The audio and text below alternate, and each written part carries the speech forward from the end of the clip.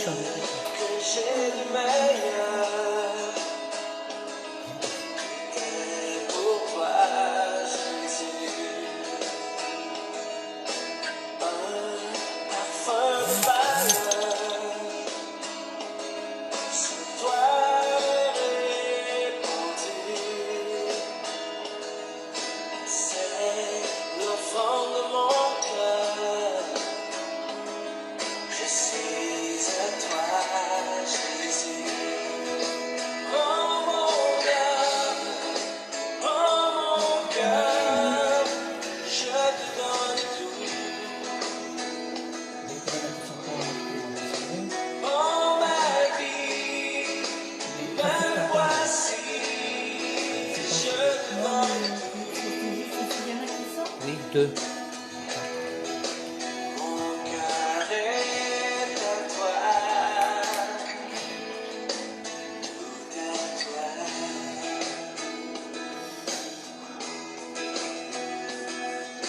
Je te donne mon cœur, il ne m'appartient plus. Ce que j'ai de meilleur. Bonjour à tous, voilà. C'est ma première vidéo live, les circonstances le veulent. Je suis heureux de vous accueillir dans ma maison. Voilà, donc j'ai fait le choix, comme tout le monde, confinement total. C'est le meilleur conseil que je puisse vous donner pour rendre service à vous-même en premier lieu avant d'aborder le thème spirituel. Et j'aurais tellement aimé être avec mon groupe de louanges. Alors j'espère que vous m'entendez bien, comme c'est la première fois. Si quelqu'un peut me répondre oui, ça me permettra de continuer. Donc on fait avec les moyens du bord. Et j'aurais tellement, donc je disais, j'aurais tellement aimé être avec mon groupe de louanges à l'église, même si en réunissant mon groupe de louanges à l'église, on n'aurait été que 3 ou 4, bien je crois que notre responsabilité, tout d'abord en tant que chrétien, c'est de faire en sorte qu'il y ait le minimum, le strict minimum de contact social. C'est un véritable drame que nous vivons et nous devons tous, je pense, éviter toute espèce de polémique religieuse, comportementale, etc. En tant qu'enfants de Dieu, en tant que chrétiens, nous avons vraiment le devoir de donner l'exemple. Et je pense tout particulièrement à tout le corps médical, la police, les pompiers, tous ceux qui sont en permanence, qui se mettent en danger parce qu'ils travaillent, et tous ceux qui fabriquent des masques, des gels hydroalcooliques, tous ceux qui sont obligés de se déplacer, tous ceux qui sont obligés de mettre une parenthèse dans le confinement qui nous est imposé pour notre propre sécurité. Je pense aussi particulièrement, et c'est un sujet de prière que nous devons faire en tant que chrétiens, dans toutes nos églises, il y a au moins une personne qui travaille dans le corps médical, puisque j'ai déjà ma femme, j'ai une de mes nièces, et donc c'est tellement important de respecter ceux qui travaillent au corps médical. Et vous savez que les contaminations se font pas uniquement dans le contact physique, mais c'est aussi sur les surfaces. Donc c'est tellement important d'être confiné chez soi. On peut, même si c'est pas pareil, un vidéo live, j'aurais préféré le faire à l'église, mais je préfère le faire de cette façon-là, parce que nous avons un devoir de respecter les autorités. C'est un cri que je lance, c'est vraiment respecter les autorités. C'est tout ce que je peux dire. Voilà, n'oubliez pas que nous avons 1 semaine et demie de retard par rapport à tout ce qui se passe en Italie. Voilà. Seigneur Jésus, merci pour ce temps que nous passons ensemble. Ce soir, je désire parler simplement avec mon cœur et que, Seigneur Jésus, nous puissions apprendre à vivre des moments différents avec toi. Que ce soit un temps, Seigneur, où l'on puisse apprendre à nous re-questionner, à nous approcher de toi, à te découvrir d'une façon nouvelle, Seigneur, dans le nom de Jésus. Amen. Le Seigneur attend de chacun de nous que l'on puisse être des lumières du monde. Vous savez, être la lumière du monde, c'est pas être surbrillant ou se mettre simplement en veilleuse.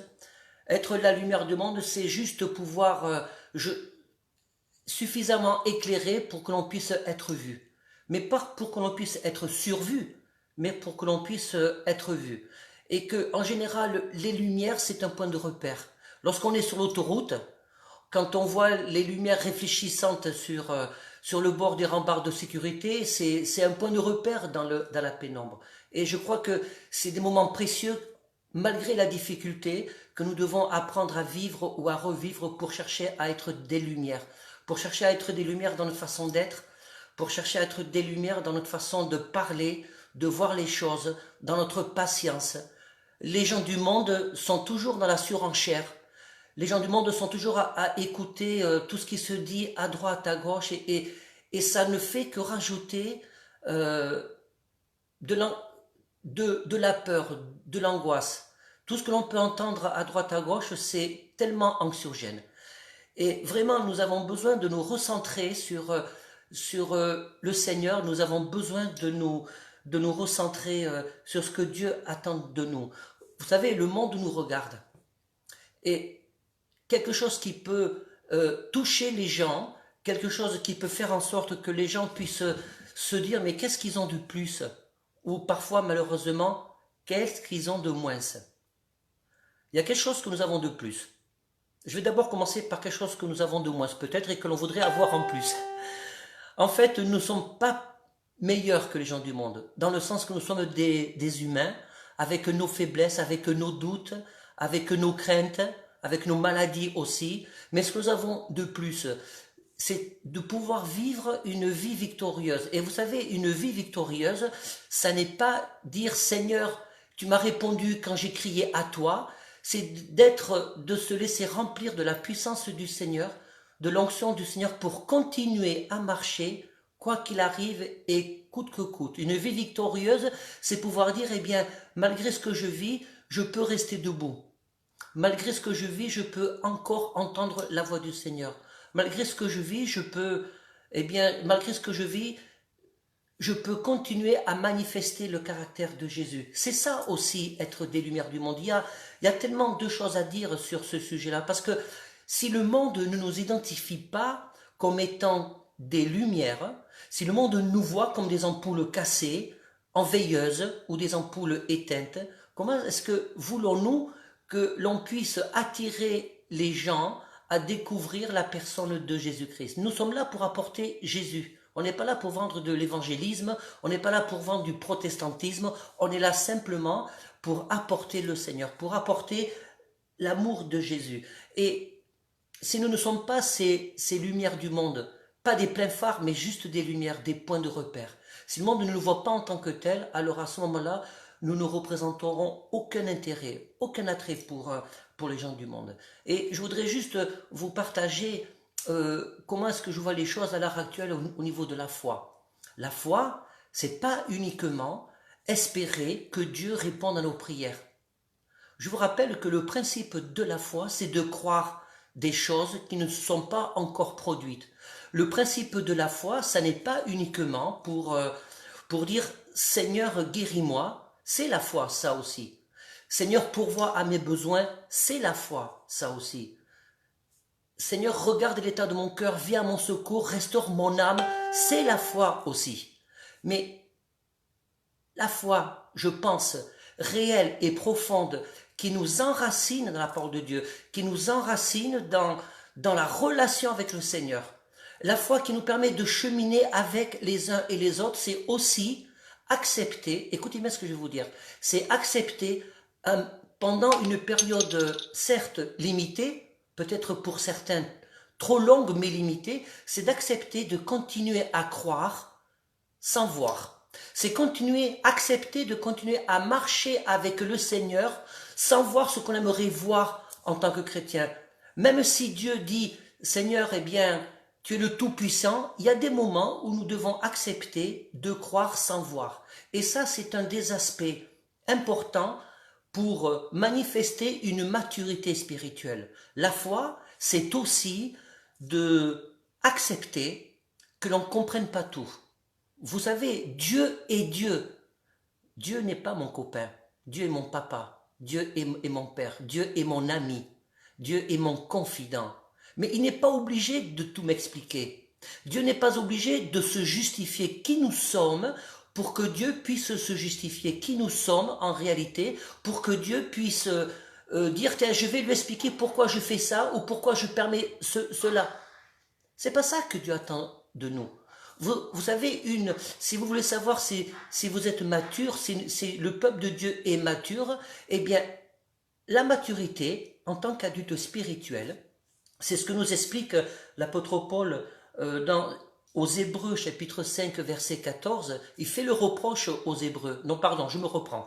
C'est les effets du direct. On ne sait pas si c'est l'apôtre Paul qui a écrit les Hébreux, mais beaucoup le pensent. Donc, celui qui nous enseigne aux Hébreux, eh bien, il nous explique qu'il fait le reproche que les gens qui sont encore au lait maternel, eh bien, finalement, ils ne sont pas en mesure de grandir dans la foi et de comprendre ce que Dieu voudrait que nous comprenions. Il n'y a que les enfants, en réalité, il n'y a que les enfants qui veulent tout savoir. Et c'est bien normal, c'est des enfants.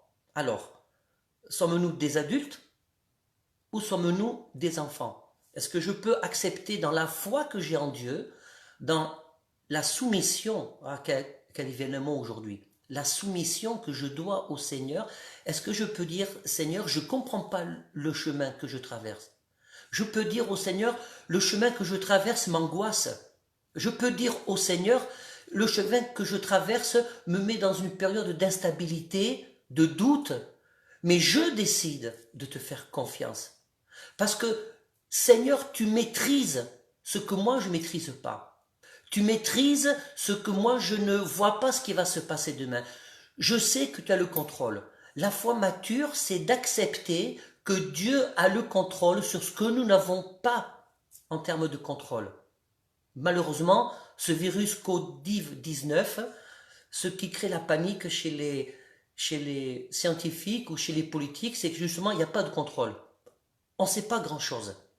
Quelles que soient les polémiques ou les théories complotistes, je rejoins le pasteur Samuel Peter Schmidt quand il vous encourageait dans la vidéo très émouvante qui m'a beaucoup touché lorsqu'il dit cette phrase « N'écoutez pas les complotistes ». C'est pas le moment de perdre son temps pour ça.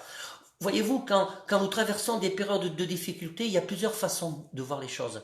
Personnellement, depuis lundi que je suis aussi confiné chez moi, eh bien, je me dis que finalement, dans ma relation avec Dieu, dans ma façon de voir les choses, c'est une opportunité.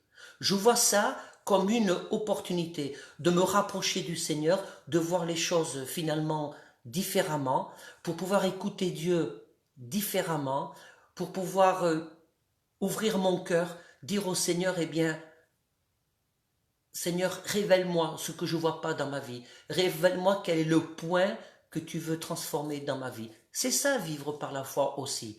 C'est accepter pour un temps de vivre, de faire confiance au Seigneur, même si je ne comprends pas.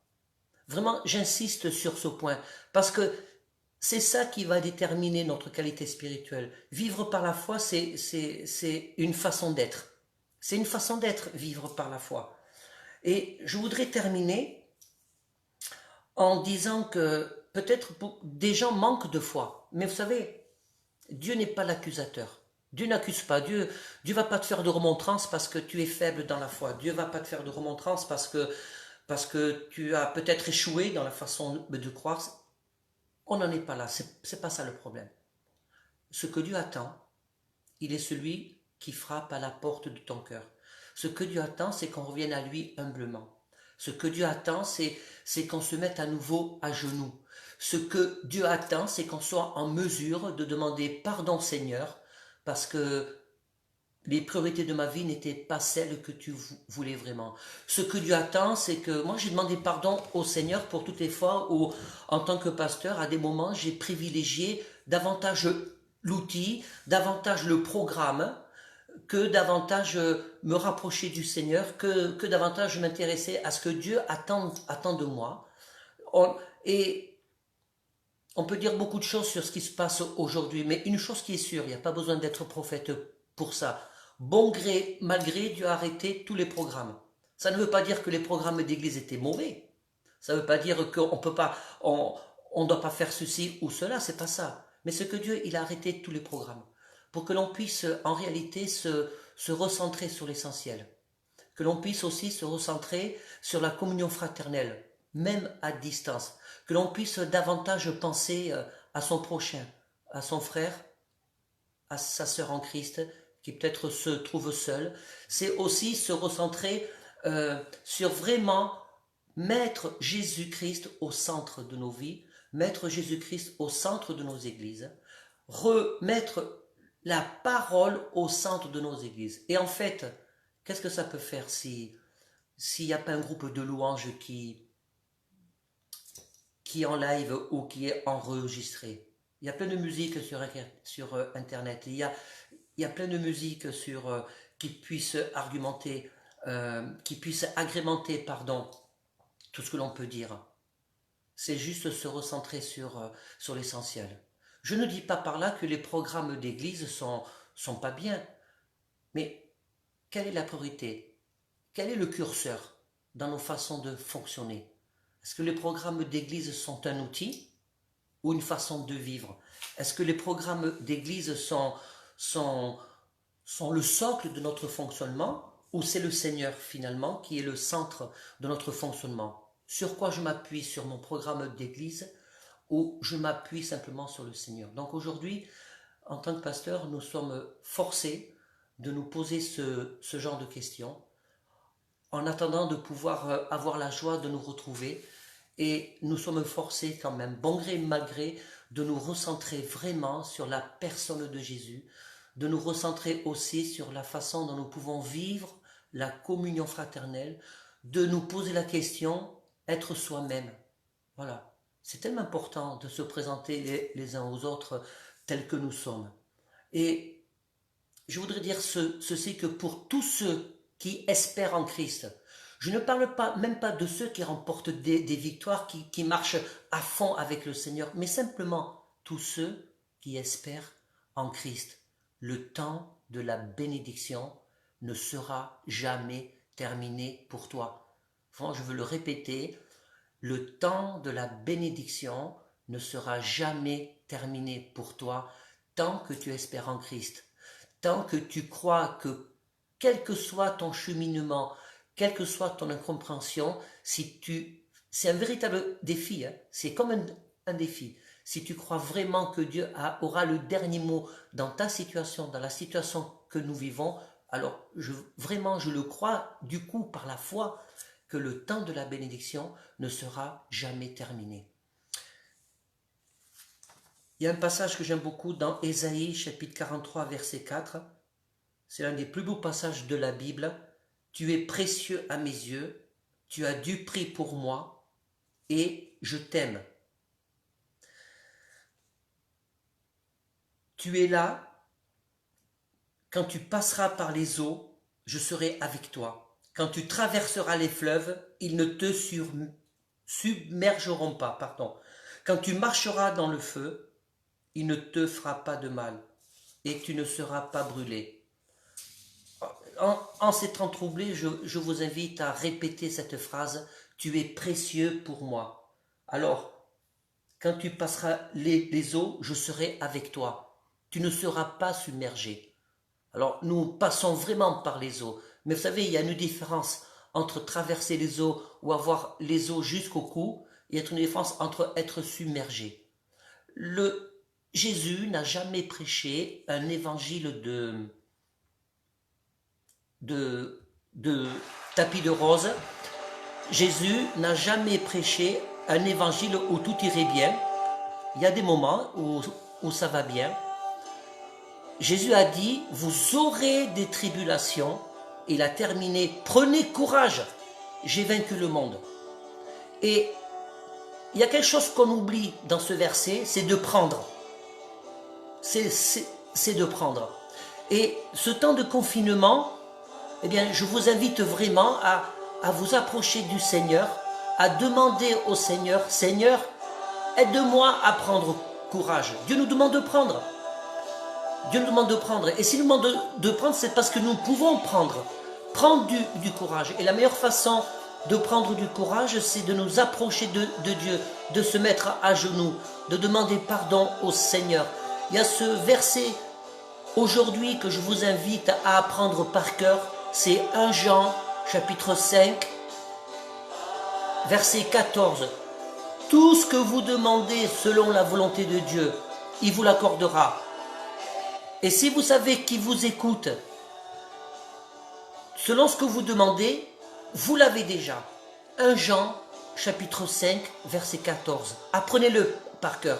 Nous passons tellement de temps à demander la volonté du Seigneur. Qu'est-ce que tu veux faire pour moi dans ma vie? Quelle est l'orientation professionnelle que je dois prendre? C'est bien, il faut le demander. Ça fait partie des bénédictions.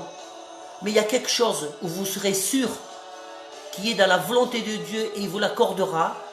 C'est Seigneur, aide-moi à trouver le moyen de prendre courage. Prends courage. Le fait de t'approcher du Seigneur, prends courage. Que le nom du Seigneur soit béni. Vraiment, je veux proclamer la puissance de Jésus. Je veux proclamer la foi en Jésus en ces temps difficiles. Parce que la foi que le Seigneur aime, c'est de continuer de croire contre vents et marées. C'est de continuer de croire alors que les circonstances pourraient plutôt nous tirer vers le bas. Alors levez les regards vers le Seigneur et proclamer que quelle que soit la difficulté, je serai là. Parce qu'une chose est sûre, un jour, mes yeux verront Jésus. Un jour, mes yeux verront Jésus. Et c'est ça le plus important. Et je vais maintenant terminer en vous disant ceci, parce que je pense que parmi le peuple de Dieu, on ne parle pas souvent de ce sujet, c'est de l'éternité. Parce que tout ce que nous vivons, tout ce que Dieu nous a laissé,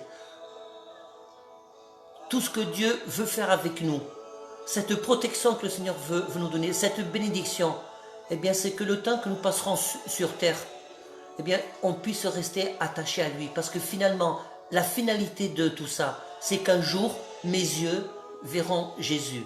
C'est ça, mais cette fois. Tant mieux si le Seigneur me bénit. Mais je ne marche pas avec le Seigneur pour qu'il me bénisse. Je marche avec le Seigneur pour que le jour où il viendra me chercher, eh bien je puisse rester avec lui pour toute l'éternité. Soyez bénis vraiment dans le nom de Jésus. Le prochain live, eh bien je voudrais vous parler du psaume 91. Donc je vous donne rendez-vous dimanche matin pour le psaume 91 et je voudrais ce que le Seigneur a mis sur mon cœur par rapport à ça. Donc je vous invite à, si ça vous a plu, eh bien partagez cette vidéo et merci aux 1128 abonnés qui nous suivent sur la page de notre église. Seigneur, merci. Seigneur, je veux proclamer un temps de bénédiction par la foi. Je veux proclamer un temps de puissance par la foi.